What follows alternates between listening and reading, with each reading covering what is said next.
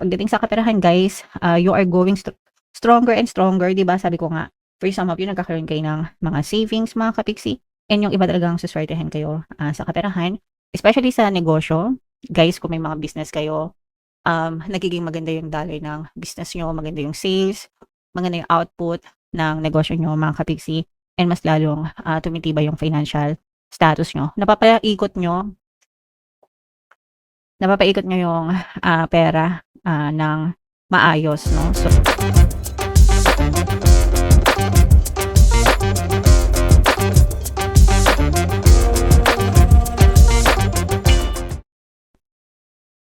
hello guys, hello Libra, welcome back to Pinay Pixie Tarot. Ang pamagat ng episode natin for tonight is first half kapalaran para ngayong August 1 to 15 para sa Libra, Sun, Moon, Rising sign, and Venus. Unahin natin tong deck na to guys. Ito yung mga angel messages para sa inyo. Wow, savings mga kapiksi. Ibig sabihin nito guys, lumalaki yung collection nyo, nagkakaroon kayo ng ipon, or nakakapag-start na kayo makapag-ipon. And kapag nakakapag-ipon kayo guys, ibig sabihin, you have more than enough, no? Sobra-sobra yung inyong kinikita kaysa sa inyong mga ginagastos, mga kapiksi. Which means na maganda yung financial status ng buhay nyo. And sikapin nyo na magawa ito, mga kapiksi, na palagi nag-iipon, make it a habit para pagdating ng panahon na kailangan yung may madukot, ay may madudukot talaga kayo, guys. Okay? So, importante na nag-iipon tayo kahit paunti-unti, guys, no? Okay. And another message for you, Libra. Ito naman, for some of you, pwedeng nagkakaroon ng temptasyon sa paligid nyo na parang pinipilit, no? Some people might be forcing, pinipilit kayo sa mga tao, bagay, sitwasyon na ayaw nyo namang gawin. So, learn to say no. Mga kapiksi, kailangan marunong kayong mag-no. Kailangan alam nyo, kailangan maglagay kayo ng boundaries sa ibang tao. You set boundaries to other people para hindi kayo pagsamantalahan. Especially kung parang parang meron kasing iba na sa tingin ng ibang tao, parang madaling paikutin, madaling utuin, ganyan, yung term, napapasunod agad-agad. So, yeah, you should set your boundaries, mga kapiksi, para hindi kayo pagsamantalahan, para hindi kayo abusuhin ng ibang tao kasi baka mamaya gamitin kayo sa masamang bagay. Okay? Alright. And another message, guys, is, wow, grabe, ito swerte mga kapiksi, no? Good luck, good fortune. May swerteng dadating sa inyo, guys, no? So, kahit anong swerte yan, pwedeng swerte sa pera, swerte sa trabaho, swerte sa negosyo. Fortunate events, mga kapiksi, na parang feeling mo, nanalo ka na sa loto. So, yung swerte, guys, hindi lang yan yung mga swerte na nanalo sa loto, nanalo sa sugal, nanalo ng jackpot, no? Anything na feeling mo fortunate ka, that's good luck, that's good fortune. So, kunwari, natanggap ka sa trabaho, sa dinami-dami ng aplikante, ikaw yung natanggap, so that's your luck. O kaya naman, na-promote ka, sa dami ng empleyado, that's your luck. Yung mga gano'n na parang feeling mo naka-jackpot ka na sa loto. So, ganun yung ibig sabihin ng swerte na to, mga kapiksi. So, yakapin nyo yung swerte na yun, guys. Huwag nyo nang pakawalan. I-claim nyo na, email nyo na agad yan sa comment section, mga kapiksi. Alright? Ito naman ay sa love, guys. Tingnan naman natin yung mga love message or love advice para sa inyo, Libra. Love message ng person nyo. So, pwedeng mag-resonate, pwedeng hindi. Kung ano lang yung makaresonate, guys, take that message. I'm sorry. So, nagsasorry sa yung person mo. Ibig sabihin, guilty siya, ibig sabihin, nagtitake siya ng accountability. Sometimes, hindi sila makapag-sorry sa inyo ng harap-harapan kasi pwedeng nahihiya or sabi ko nga, nagigilty. Hindi alam kung paano sasabihin.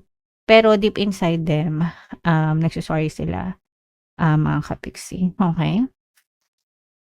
Another message, Libra.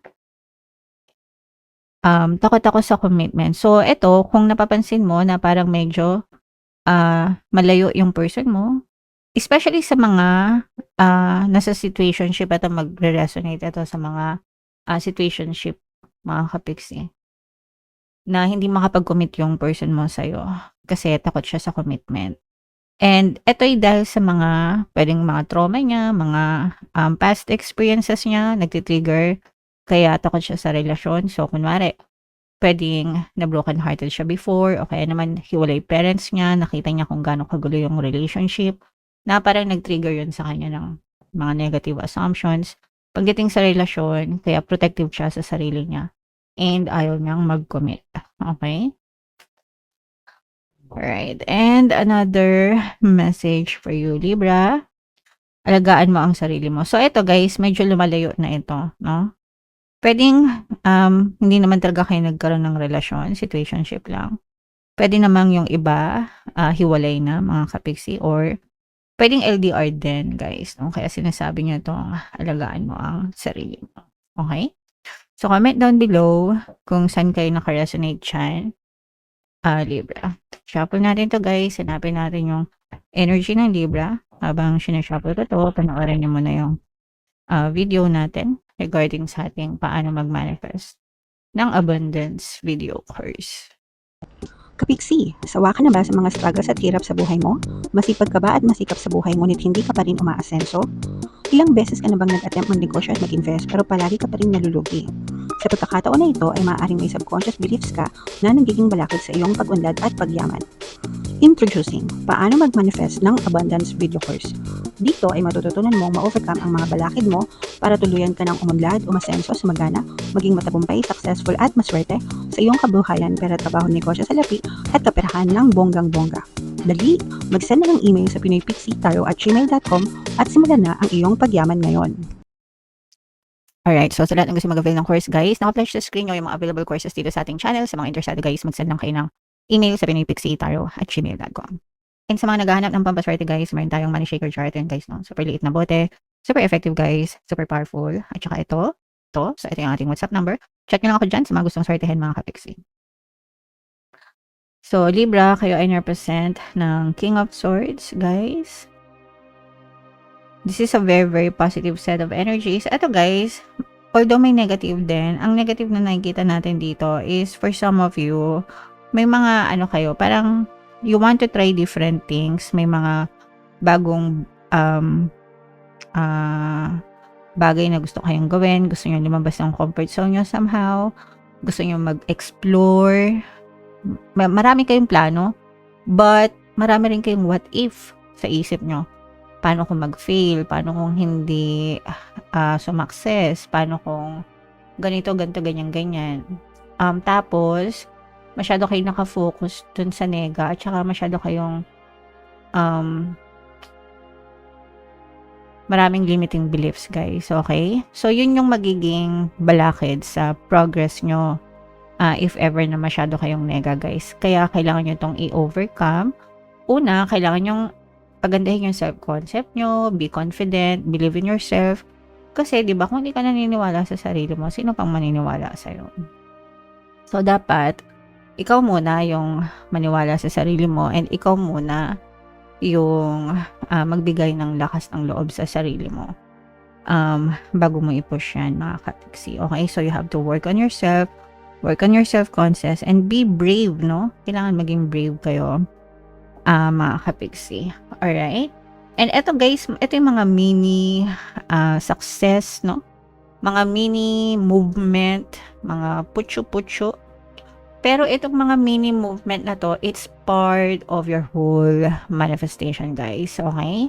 So, kasi kapag ka nagmamanifest tayo ng mga bagay, hindi naman yung instant na nangyayari ng isang buhos, no? It's a gradual process, gradual improvement hanggang sa 100% ma-acquire mo yung full manifestation mo. So, ganun na yung nangyayari sa inyo. Unti-unting nagkakaroon ng progress, unti-unting nagkakaroon ng movement, unti-unting nagkakaroon ng pagbabago. So, you have to really, really work on this, guys. Kailangan consistent kayo. Kailangan palagi kayong focus para talagang maabot nyo yung mga success sa buhay nyo.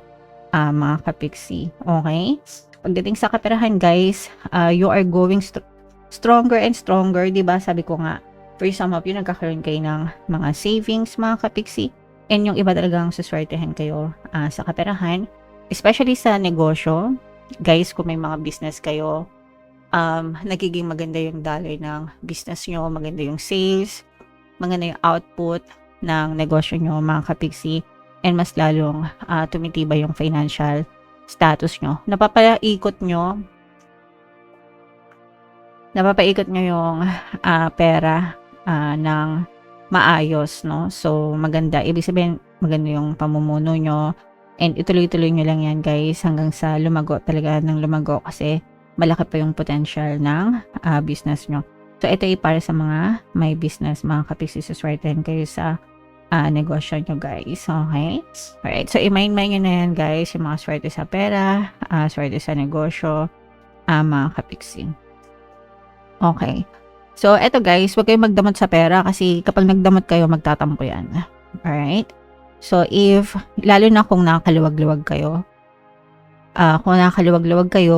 the best thing that you can do with money is be generous, especially sa pamilya nyo or sa mga kakilala nyo, sa mga nangangailangan.